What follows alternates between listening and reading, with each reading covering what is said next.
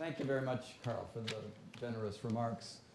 Today I'm going to deliver a lecture that focuses on recent research in my laboratory on the mechanism of secretion of some unusual particles from mammalian cells. So some of you may not be life scientists in the audience, but I hope to entertain you nonetheless with at least a few jokes that I have in my slides.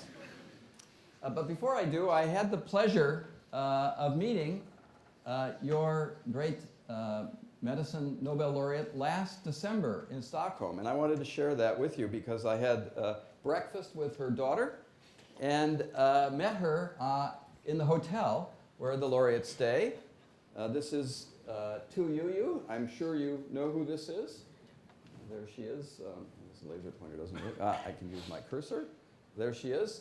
And I had the particular pleasure of shaking her hand on the stage after she received the award from the King of Sweden. So that's a memory that I wanted to share.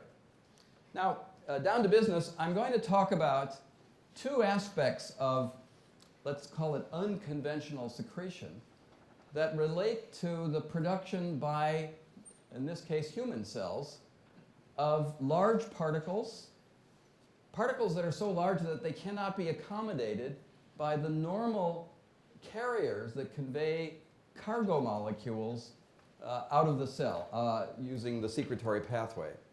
Then I'm going to spend actually more of my time talking about a newer effort in my lab to uncover the mechanism of RNA secretion by cells. Now, it's not normally understood that RNA, nucleic acids, would be secreted from cells, but it turns out in the last dozen or so years that there's a great deal of excitement about a pathway that involves the encapsulation of small RNA molecules into carriers, vesicles, that are secreted from cells and that may allow cells to exchange information by nucleic acid information to control normal developmental processes and may, in fact, occasionally be subverted by disease. There is some evidence that cancer may, tumor cells may metastasize by expressing particular RNAs in these extracellular carriers and delivering content to other tissues that would create a suitable environment for metastatic growth. But more about that later.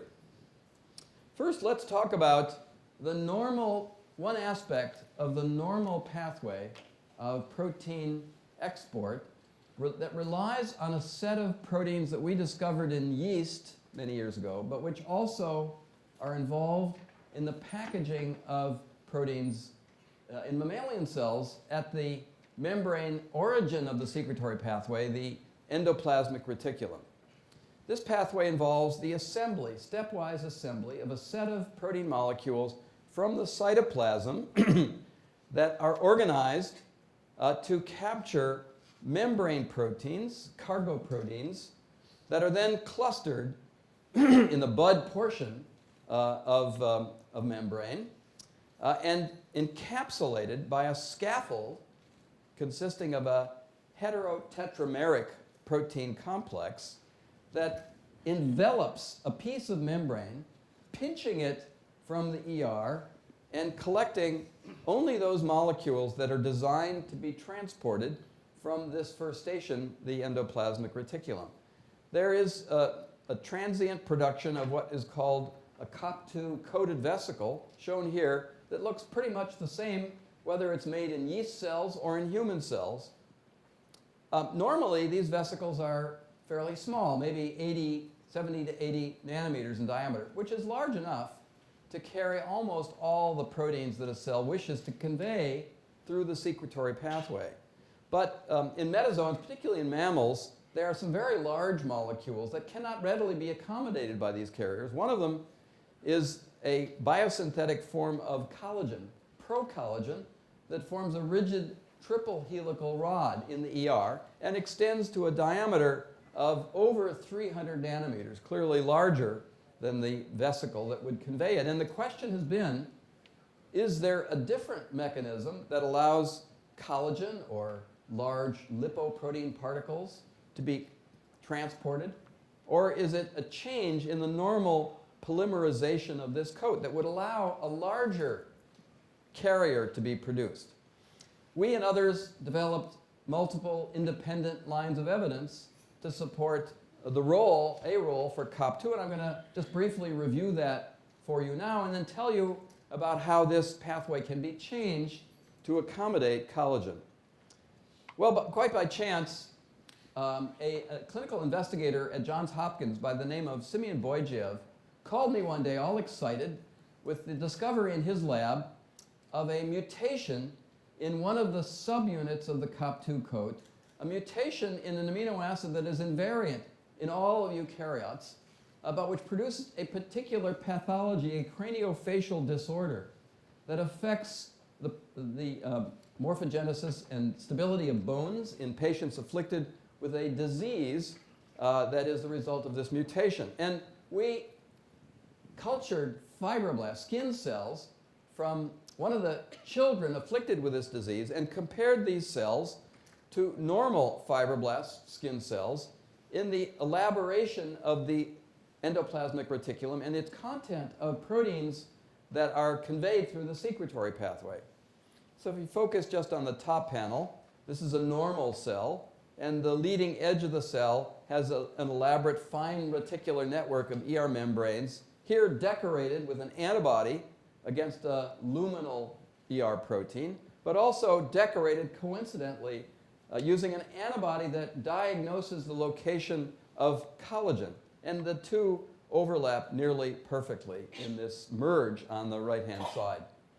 Now, an equivalent sample of cells from one of the children afflicted with the disease shows, as is evident here, a quite different reticular network consisting of large, bloated, vacuole-like structures filled with the luminal protein, but also filled with collagen.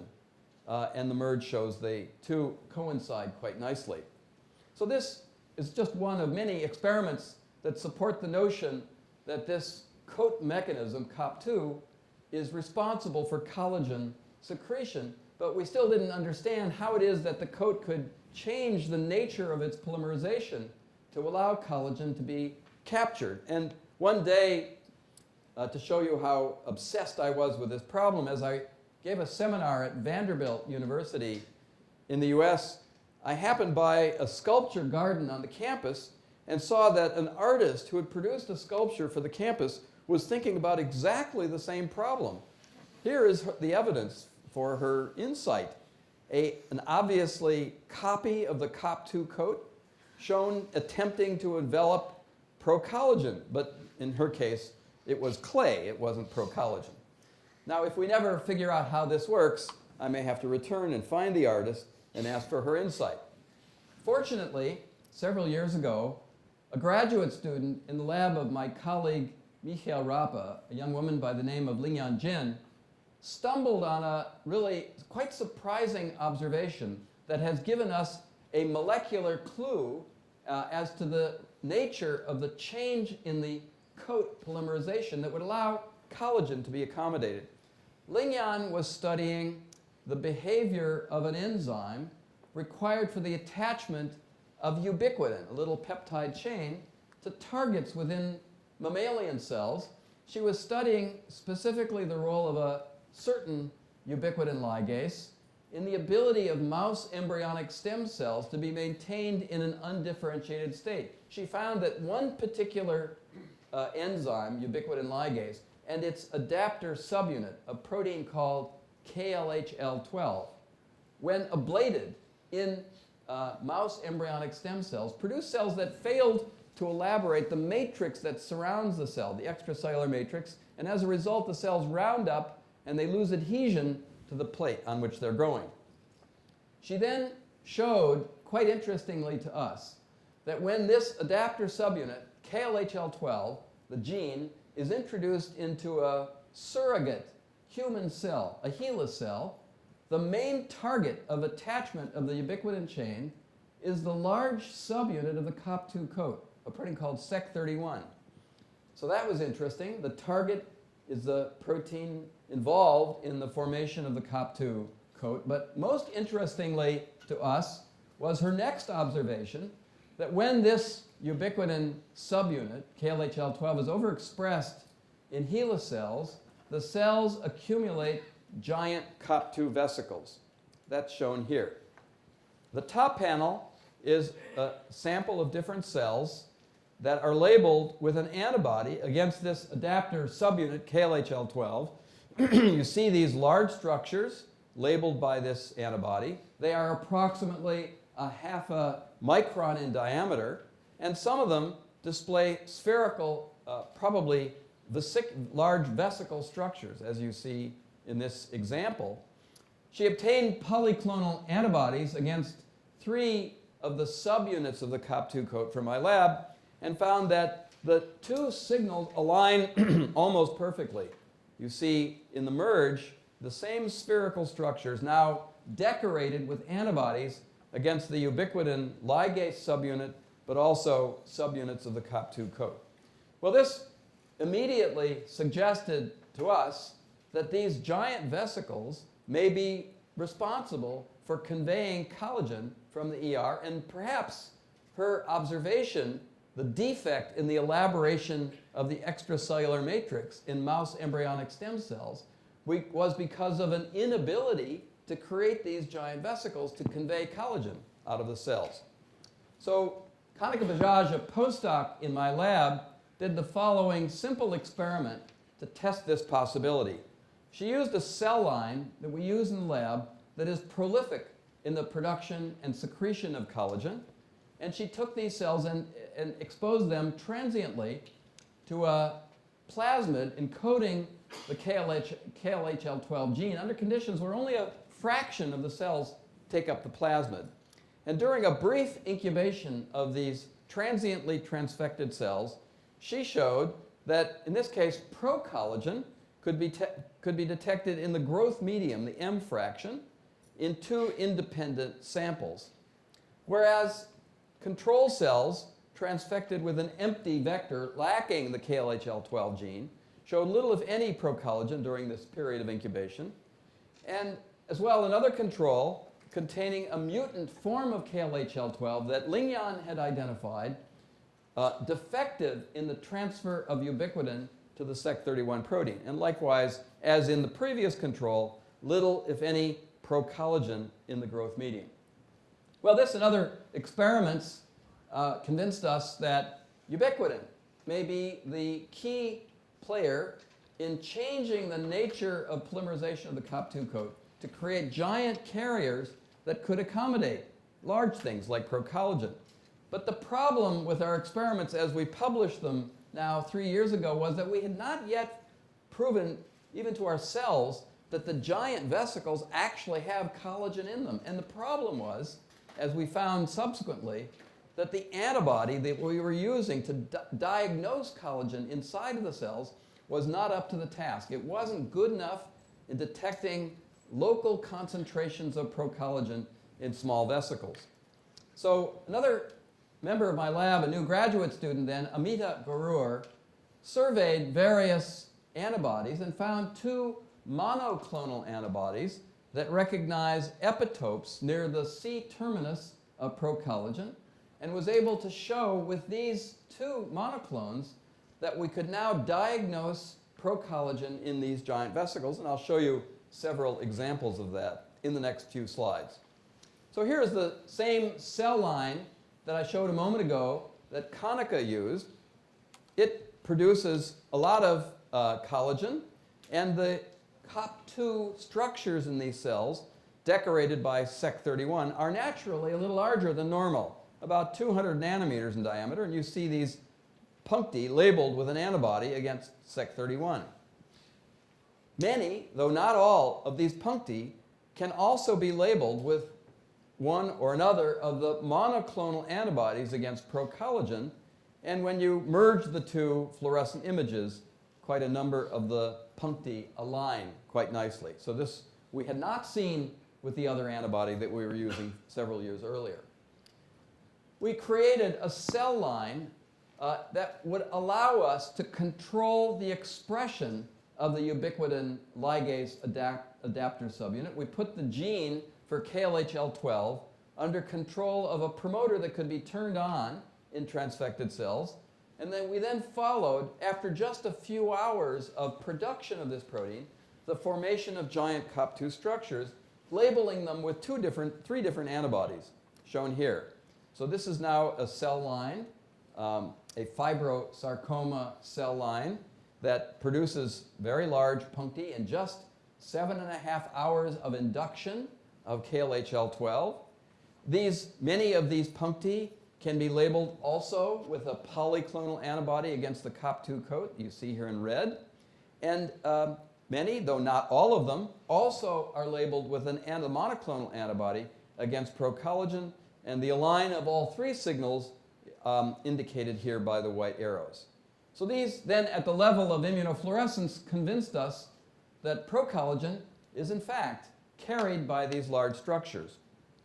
And the final experiments that I'll show for this part of my talk, Amita, over the past 2 years, has very patiently reproduced a technically demanding procedure called correlative fluorescence and electron microscopy, where we can visualize cells at the level of fluorescence and then process the sample for thin section electron microscopy and identify the very cell that we first inspected in the light microscope.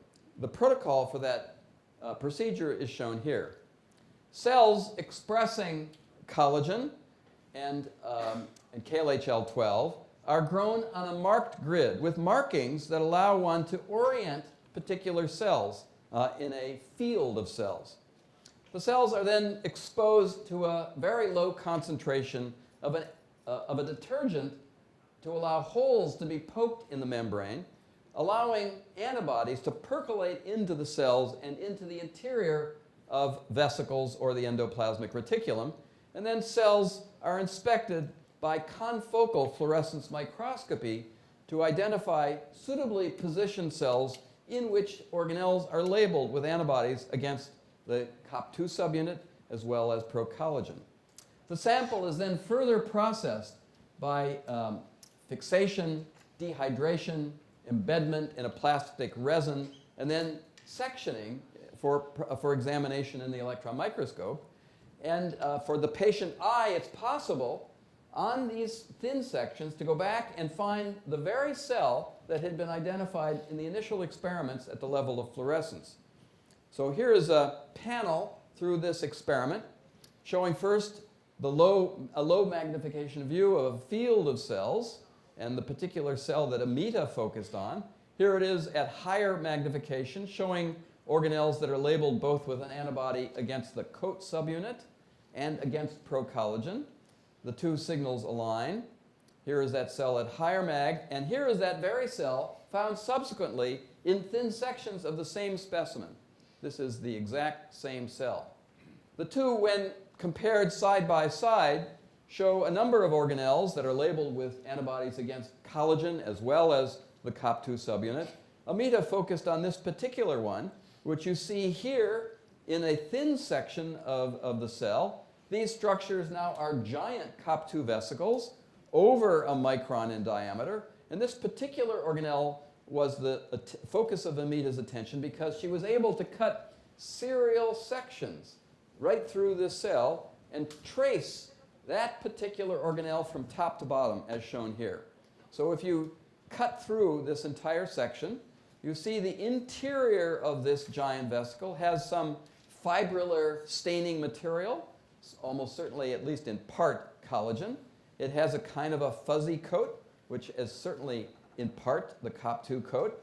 But importantly for this experiment, she could show that this organelle is not physically continuous either with the ER or with the Golgi apparatus. It is an independent organelle that conveys procollagen, and we can show by re-examining the specimen using different antibodies exactly which constituents are located in the organelle and which are excluded in the course of movement of this organelle through the early part of the secretory pathway.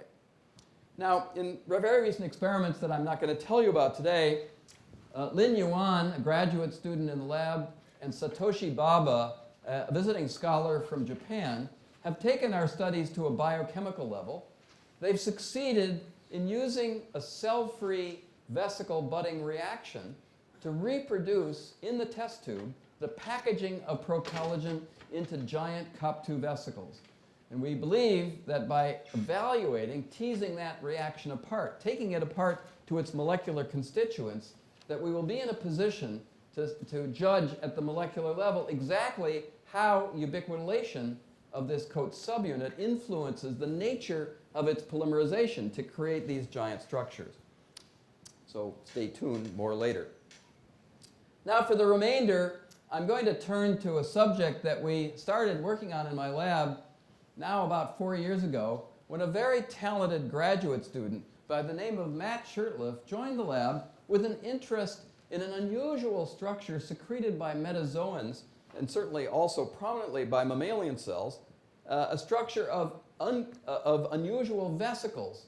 Vesicles, as I've already described them, normally are responsible for conveying things within eukaryotic cells. They take things from one station to the next within a cell. But metazoan cells also have an unusual pathway that allows vesicles to be created for shipment outside of the cell. These vesicles have been called exosomes or extracellular vesicles. A cartoon depicting the conventional structure of these vesicles is shown here. They have a typical membrane bilayer. There are proteins anchored in the membrane. There are preferred small molecules captured in the interior of these vesicles. And a particular interest to us and to many laboratories is the presence within these vesicles of small RNA molecules, around 100 nucleotides in length. Now, there's a lot of interest in and some evidence for a role for these extracellular vesicles in communication between cells. There are published results that show that these vesicles can actually change the behavior of cells that take up the vesicles. This change in behavior may be attributable to membrane proteins in the vesicle, or it may be in part attributable to the RNA molecules that may affect gene expression in the target cell. Of a particular interest to clinicians is the observation that tumor cell lines produce these extracellular vesicles in abundance. And there is evidence in patients suffering from cancer that these extracellular vesicles can be detected in the serum, and that the RNA molecules in extracellular vesicles may be used diagnostically to identify early tumors and to possibly measure the progression of the disease. There is some, but not very much, evidence that these RNA molecules may have some role in the metastasis of a tumor cell from a primary tumor to a secondary target. So we've been interested in my laboratory in studying the biogenesis of these vesicles. And we're particularly focused on how RNA molecules can become packaged into the vesicle and conveyed to the cell surface. The pathway by which these extracellular vesicles are manufactured in a mammalian cell is believed to involve an organelle shown here called the multivesicular body. This structure is formed from a precursor membrane called an endosome and is specifically formed when a piece of membrane of the endosome is pinched into the interior of this organelle, where it may capture cytoplasmic constituents, for example, small RNA molecules, to be sequestered in the interior of a nascent multivesicular body. Now, ordinarily, this structure is believed to be responsible for the diversion of protein molecules that may have been internalized from the cell surface to be degraded in the lysosome. So this structure is generally believed to deliver its content to the lysosome, where the vesicles and their constituents are degraded by the hydrolytic enzymes present in the lysosome. However, there's also evidence that these MVBs may, for some reason, be diverted to the cell surface, where if the organelle fuses with the plasma membrane, the internal vesicles would be expelled to the cell exterior in a kind of a bolus of transport, and thus the exosomes could then diffuse away from the cell and be targeted to another tissue. Now, it is also formally possible that this pathway of fusion to the cell surface is a way that the cell has, a different way the cell may have of simply getting rid of something quickly by just secreting it to the cell exterior. But most people believe, perhaps they hope, that these exosomes are involved in conveying information to a target tissue. Now, one of the problems in the field of exosome biology that my student Matt and I focused on was the fact that most people who study exosomes have not done a rigorous job in purifying exosomes to characterize their content. Typically, most papers that describe these exosomes take conditioned medium of, let's say, a tumor cell line, take the conditioned medium and simply centrifuge particulate material at a very high speed, 100,000 times G, and they resuspend the pellet fraction and call that exosomes. But if you look at such material, it is clearly heterogeneous. In fact, most of the RNA that pellets from conditioned medium is not bound up by membranes at all. It's simply ribonucleoprotein particles that happen to spin at high speed. So Matt and I decided that we would begin our investigation by developing a procedure to purify an individual species of exosome to close to homogeneity. And I'll show you now the procedure that Matt devised for the isolation of exosomes from cells, human embryonic kidney cells, HKUST cells. The cells are grown under normal conditions in growth medium. The conditioned medium is taken and centrifuged at low speed to remove large particles. The small vesicles and other particles are centrifuged at high speed. The pellet is resuspended in a high concentration of sucrose and then placed at the bottom of a centrifuge tube and overlaid with two lower concentration shelves of sucrose.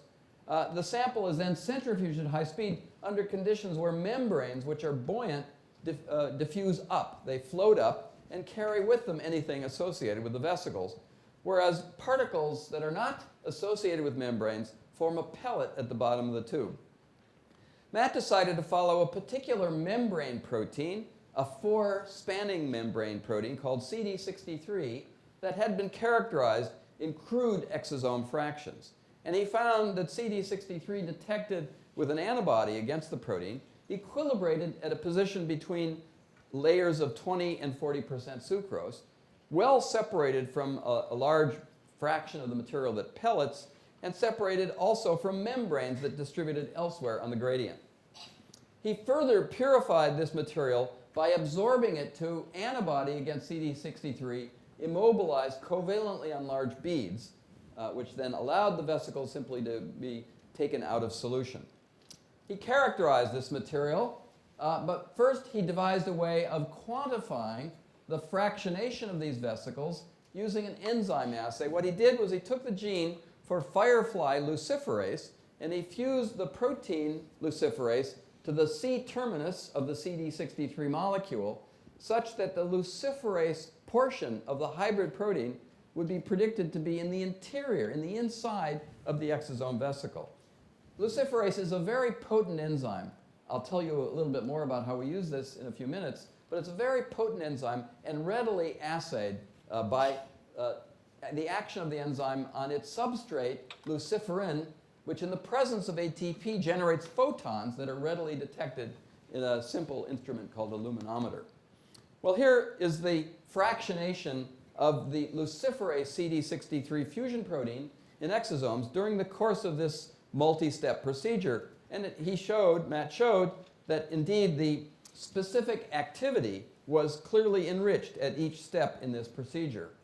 He further showed that the material, the final material, bound to antibody attached to beads, carries RNA in it as detected chemically, whereas a control experiment where the vesicles were bound to an antibody not directed against CD63 showed no such RNA adhering to the beads.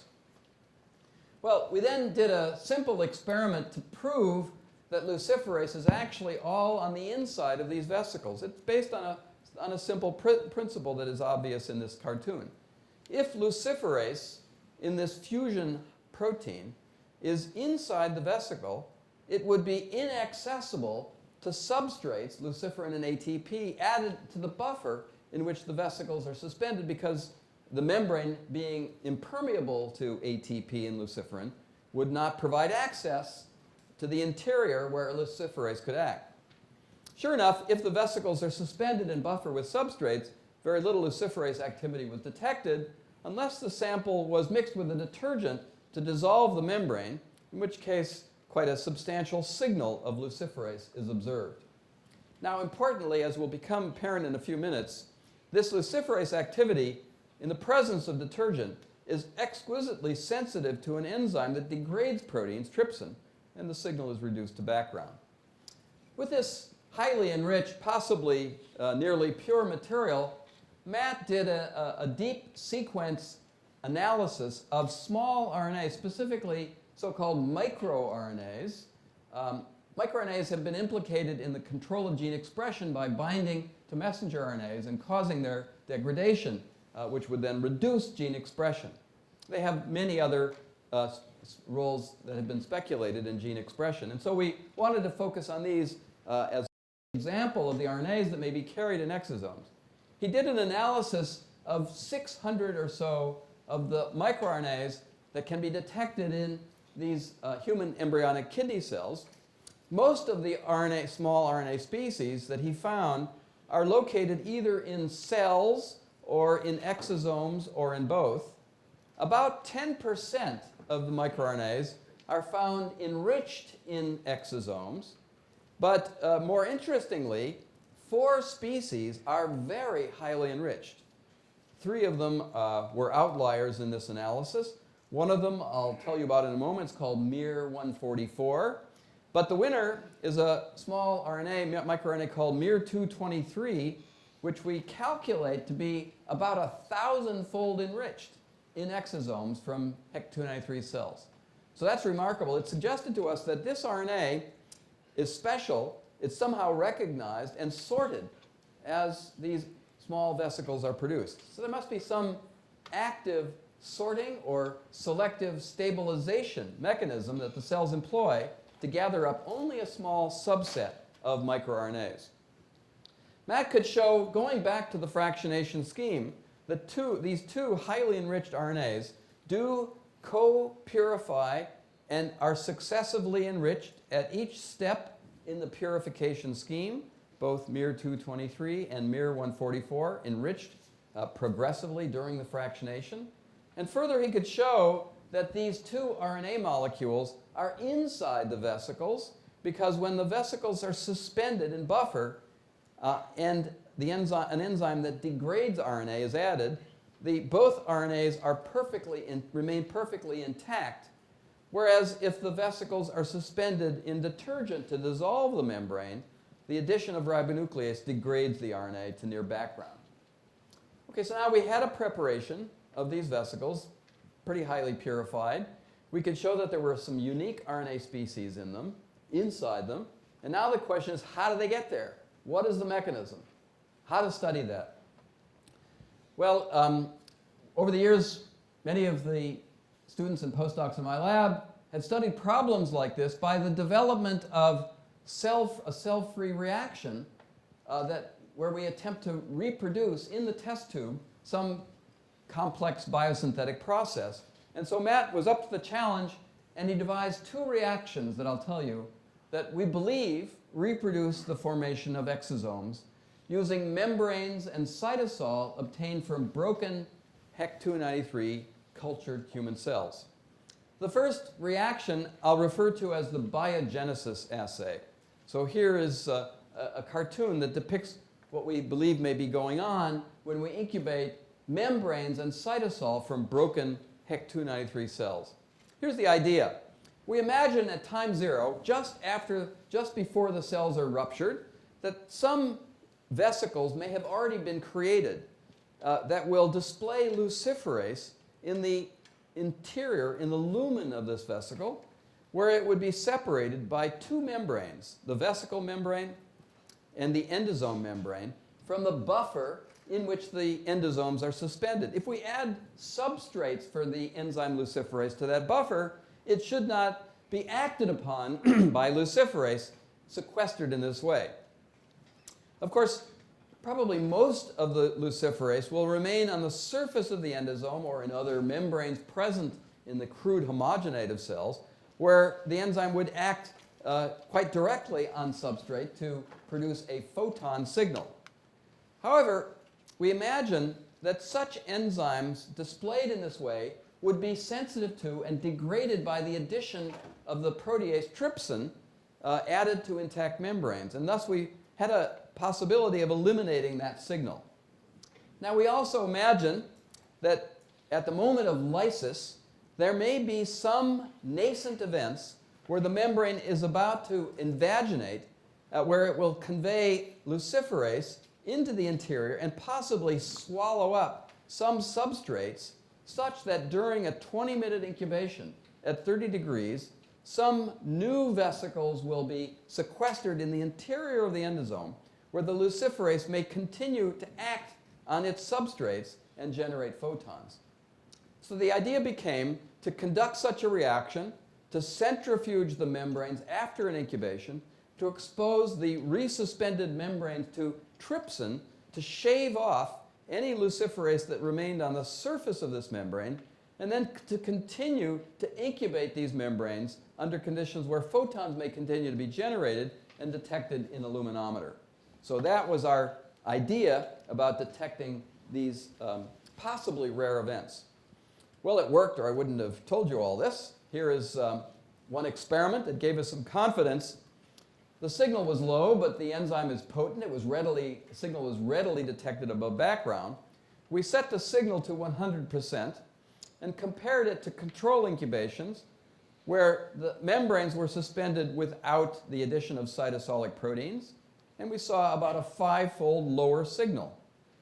We also did a control where the membrane or the incubation was conducted in the presence of detergent right from the outset, and even lower background signal. Or a parallel incubation where the sample was held on ice under conditions where membrane biogenesis events are suppressed, and likewise a very low background signal. So this signal gave us confidence that we were measuring something interesting, and that launched immediately then into an assay that would measure directly the uptake of microRNAs into vesicles that may form in our cell-free reaction. So we call this a packaging reaction. It's the same reaction that I showed you a moment ago, but in this case, instead of adding luciferin to the membrane's suspension, we add chemically synthetic miR-223 RNA and ATP.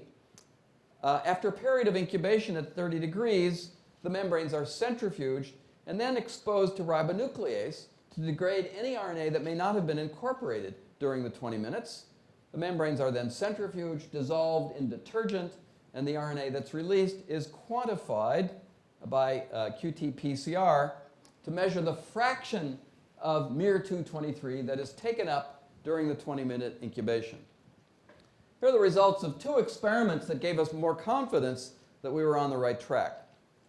During this 20-minute incubation with membranes and cytosol from the 293 cells, a little over 6% of the exogenous miR-223 is taken up in a ribonuclease-resistant but detergent-sensitive form.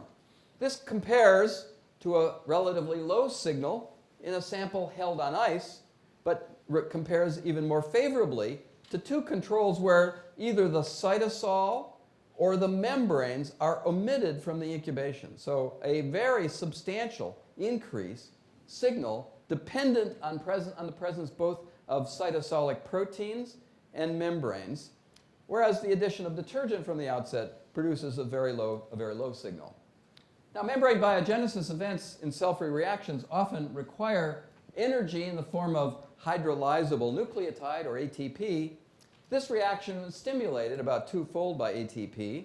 Here is the signal, now about 7%.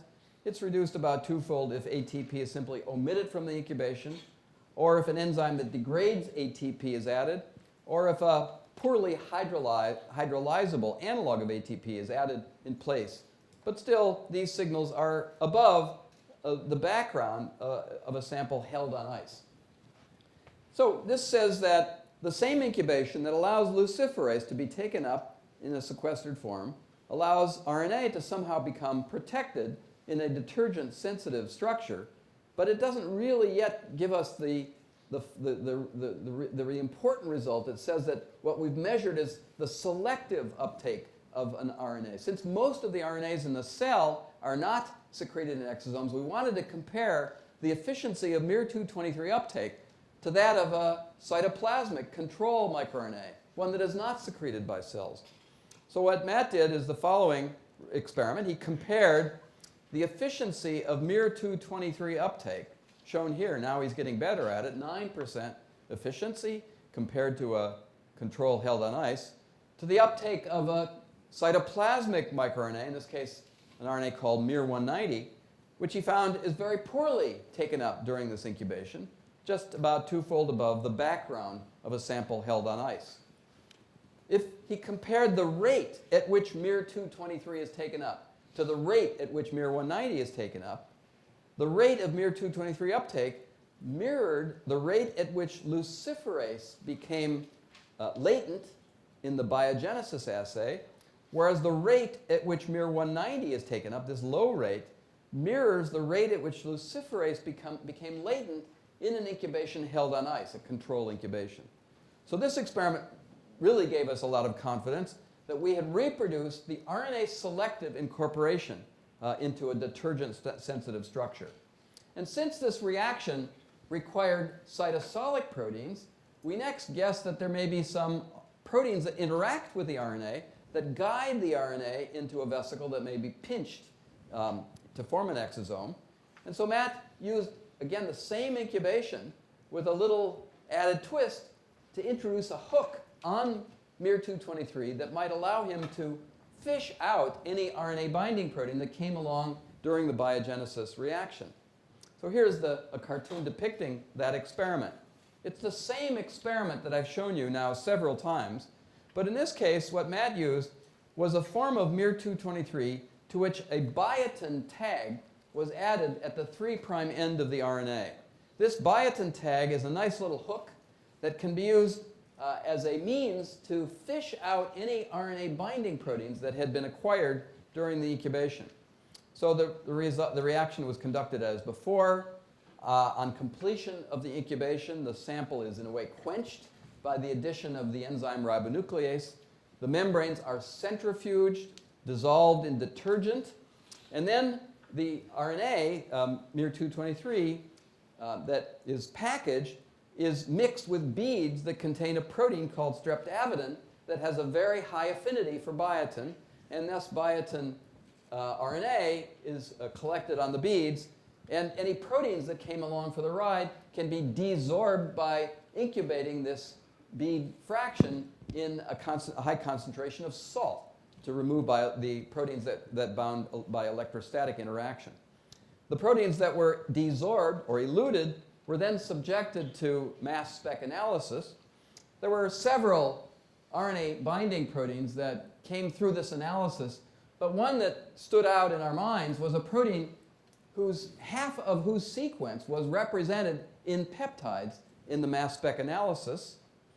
And it was of particular interest to us because this protein had already been reported in the literature to be secreted by cells, specifically to be secreted inside of vesicles.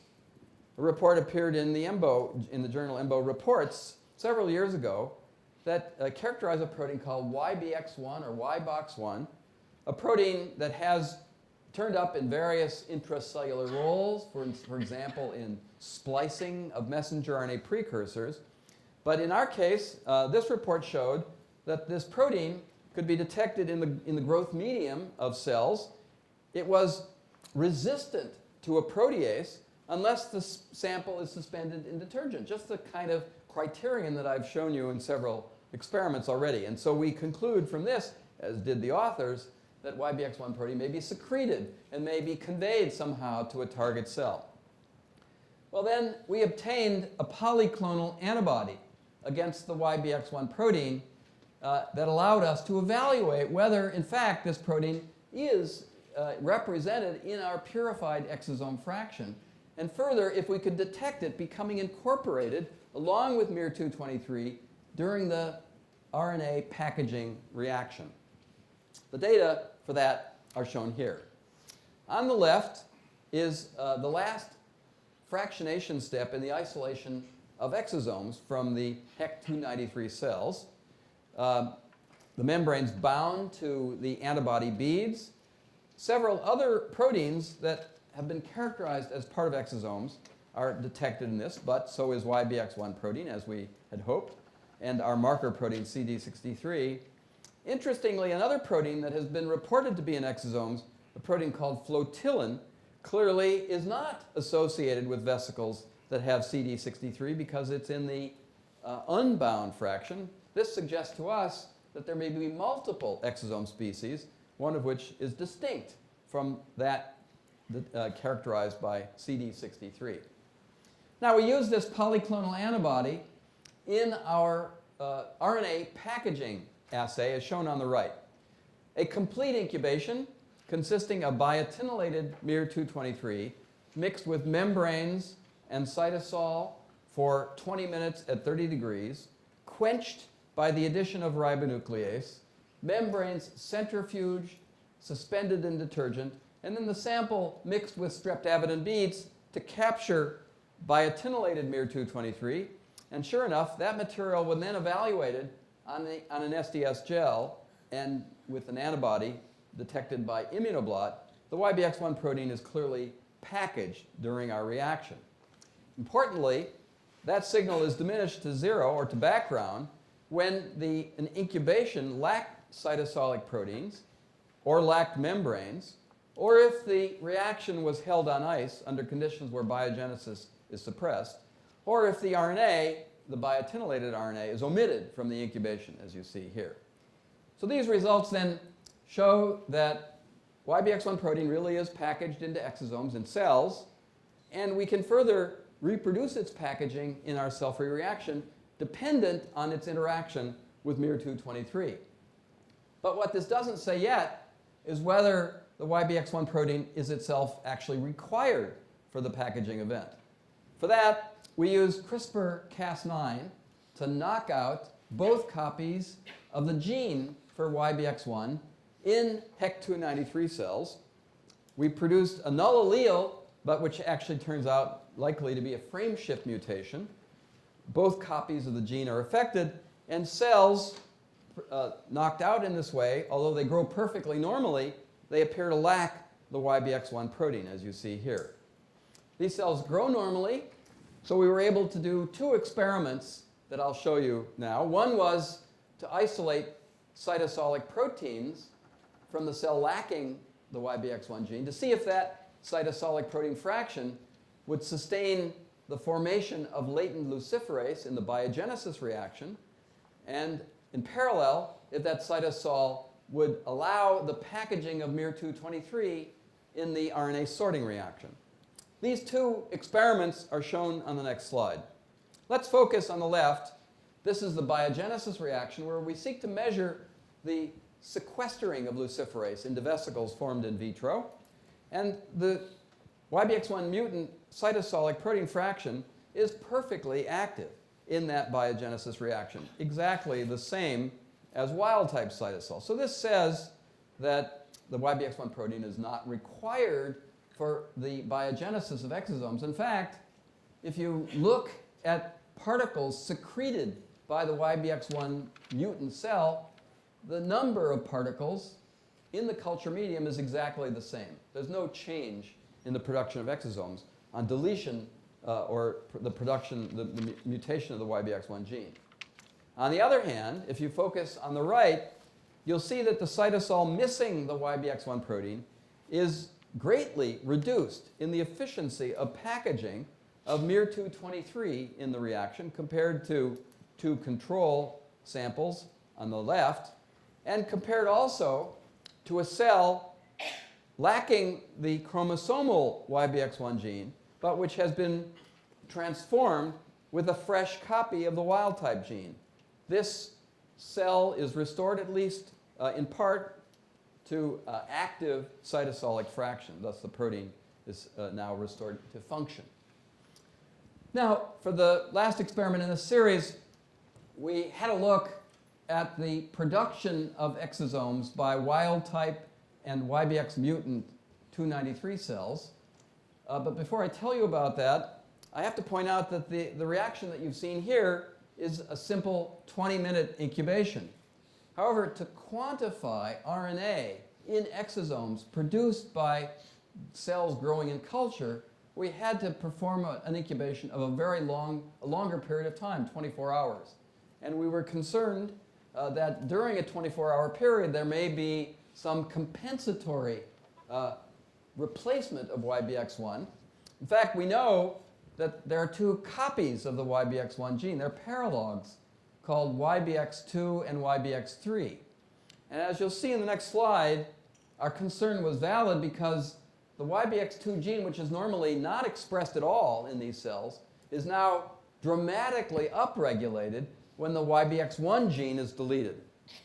Here's a messenger RNA analysis where Matt compared wild-type cells with cells missing the YBX1 gene. In the cells missing that, or mutant in that gene, there still is plenty of YBX1 message, in fact, even more than normal, but that message is non-functional because there's no protein product from this message. YBX2 is normally barely detected. Expression is barely detected in wild-type cells, but when the YBX1 gene is rendered defective, the YBX2 gene now gets turned on quite dramatically, at least at the level of messenger RNA. The YBX3 gene is not expressed under either circumstance. So in the next experiment I'll show you, we looked at exosomes produced by wild-type cells, by cells missing YBX1 protein, and by YBX1 mutant cells in which we've ablated the expression of the YBX2 gene by using the technique of siRNA. That data are shown here. Let's focus first, for convenience, on miR-144, another one of the cohort that is secreted in exosomes. That RNA is reduced about threefold in the YBX1 null cells. It's reduced even further, about fourfold, in the YBX1 cells that have also had the expression of YBX2 ablated by siRNA. However, and quite surprisingly, miR-223, which was so dependent on YBX1 in the cell-free reaction, is reduced only about 40% during a 24-hour incubation of YBX1 mutant cells. However, that level is reduced now by a total of fourfold when the YBX2 gene is suppressed by this technique of siRNA. So YBX1 is crucially dependent for the secretion of miR-144, but there is apparently some compensation by YBX2 of the absence of YBX1 for the secretion of miR-223. Nonetheless, both of these RNAs clearly require this RNA binding protein for their secretion in vesicles. Now, for the last experiments, I'm going to tell you about recent results from Matt that has allowed him to identify what we think is a signal on miR-223, a sequence of nucleotides that may be required for the sorting of that RNA into vesicles formed in our cell-free reaction. Matt used a now fairly routine procedure for the evolution of RNA molecules in a cell-free incubation. It's a technique called Seelix that allows one to sift through a huge random population of RNA molecules to find ones that have preferred structures or functions. He adapted it for his cell-free reaction by a procedure, oopsie, this happens sometimes.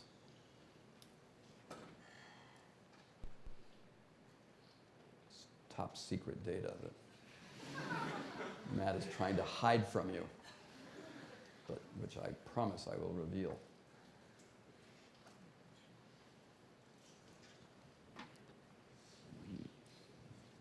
There it is.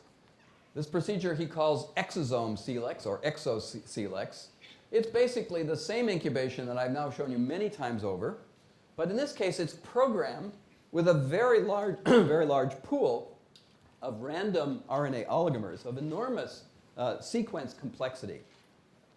These RNA molecules are added to the cell-free reaction, just as before.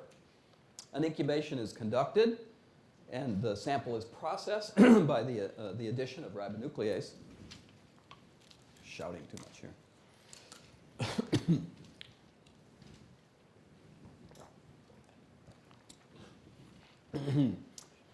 The membranes are centrifuged, dissolved in detergent. The RNA molecules that are sorted are then converted back to DNA templates, which are then transcribed again to make a selected set of RNAs. And this procedure is repeated 4 times, over and over and over again. One hopes to sort those RNA molecules from the random pool that are recognized and packaged in our cell-free incubation. David Melville, a postdoc in the lab, developed an algorithm to scan all of the sequences during these 4 cycles to look for those sequences that start to be depleted from the random pool of oligomers and those that tend to be enriched during the 4 cycles of this Exosome Seelix procedure. And he found, as you see here depicted, that some sequences begin to be depleted from this pool, and others begin to be enriched during this selection procedure. If you examine sequences that are most highly preferred in 2 independent replicates of this Seelix procedure, David and Matt found in both cases a run of cytosine residues. In one replicate, a stretch of 3 C residues, another a stretch of 4 C residues, both with very high probability. And then, of course, it did not escape our attention that miR-223 indeed has 4 C residues near its 3' end, whereas our cytoplasmic control RNA, miR-190, has no C residues at all. This distinct sequence between these two immediately suggested a simple experiment to us to test if the run of C residues is both necessary and sufficient to sort RNA in our cell-free reaction. So here is the obvious experiment. Matt created variants of miR-223, one lacking any C residues, or a variant of miR-190 into which he introduced 3 C residues near the 3' end of the RNA. And he examined all 4 of these species in the cell-free reaction. And the data for that is shown here. miR-223, as before, very highly and efficiently packaged compared to a low temperature control. The mutant miR-223 lacking C residues is greatly reduced near background in efficiency, whereas when miR-190 is mutated to acquire C residues, it now becomes very efficiently packaged, again compared to a control.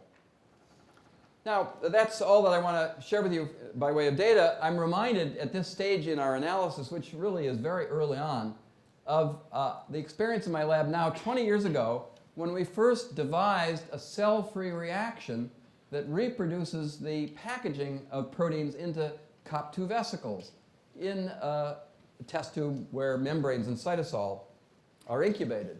At the time, one of my terrific graduate students, Matt Rexash, during a group meeting, found a cartoon from the cartoonist Gary Larson, a Far Side cartoon that depicted our relative state of ignorance at that time, and this cartoon applies equally well nowadays. Here is that cartoon, early experiments in transport, where in the laboratory, students are sacrificed by being tied to the wheel of progress, where we discover that the wheel has more effective uses than being used to crush students.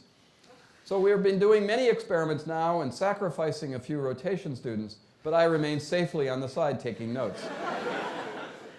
Well, let me summarize what little we have, but I think we're at an exciting position. Here is a model, a simple model, a variant of what you've already seen. We think that certain microRNAs are favored in their packaging. They may have special signals, a run of C residues or other signals. They may be recognized by RNA binding proteins such as YBX1 to form an RNP. We imagine that these RNPs are somehow captured by the cellular machinery responsible for invagination of a membrane into the interior of the endosome. There is an elaborate machinery first characterized by Scott Emmer and his colleagues called the escort machinery, responsible for the capture of membrane proteins that are swallowed up by an endosome. And it may be, though it's not clear yet, it may be that RNPs somehow interact with that machinery and are then carried along into the interior, packaged into an intraluminal vesicle, and ultimately discharged by secretion at the cell surface. So we're very interested in studying the machinery. We have a cell-free reaction that we believe reproduces this, and so we're, I think, poised at an exciting stage where we can start to fractionate these components. But let me share with you the people who've done the work that I described today. It started in a collaborative effort involving my postdoc, Kanika Bajaj, who is now a staff scientist at the biotech company Genentech. Her work has been very ably followed by a graduate student, Amita Gorur, and work that I didn't have time to tell you about, conducted by Lin Yuan and Satoshi Baba, where we have succeeded in packaging procollagen into vesicles formed in vitro. And finally, a remarkable graduate student, who's fortunately still in my lab, by the name of Matt Shurtleff, who's done all of our initial work on the biogenesis of exosomes, and this represents a project that I am determined to expand over the next few years in my lab. Now let me just finally leave you with what I spend my time doing, and that is promoting a new journal, an open access journal called eLife. It was formed because the presidents of the Howard Hughes Medical Institute, the Wellcome Trust, and the Max Planck Society decided that their investigators, indeed all life science investigators, were unduly influenced, indeed almost compelled, to publish in a very small number of highly selected journals, the journals Nature, Cell, and Science. These journals are promoted very actively by a very effective business plan. Young scholars feel that their careers will not be made unless they succeed in winning the game and the lottery of publishing in these journals. These journals promote themselves, in some cases shamelessly, as you see here, by the use of a number that has no meaning in the measurement of scholarship. It's called the journal impact factor, seemingly remarkably accurate to 3 significant figures. I'd be happy to describe this number in more detail to tell you what's so patently wrong about it, but we felt that there was a better way involving active scientists rather than professional editors in judging the merits of our work. Many of my fellow editors got together in San Francisco several years ago to promote the use of other metrics to measure scholarship. It's in a document called the Declaration of Research Assessment, or DORA, that I hope you'll have a look at. It calls for everyone involved in the evaluation of scholarship, particularly those in positions of authority, deans and chairs and committees, involved in the evaluation of fellowship applications or jobs, to use other criteria to measure the quality of work. For example, we used to read papers. Now instead we look at the name of the journal, or we look, worse yet, at this silly number, the impact factor. We asked that people move away from the use of this number, impact factor. Well, there are many other things I can say, but I'll close now by urging you to think very seriously. The next time you have some very serious scholarship, to move away from these traditional venues and to consider journals, eLife for example, but other journals, where active scholars, active scientists are the ones making the decisions about whether what you've done merits publication. Thank you for your attention.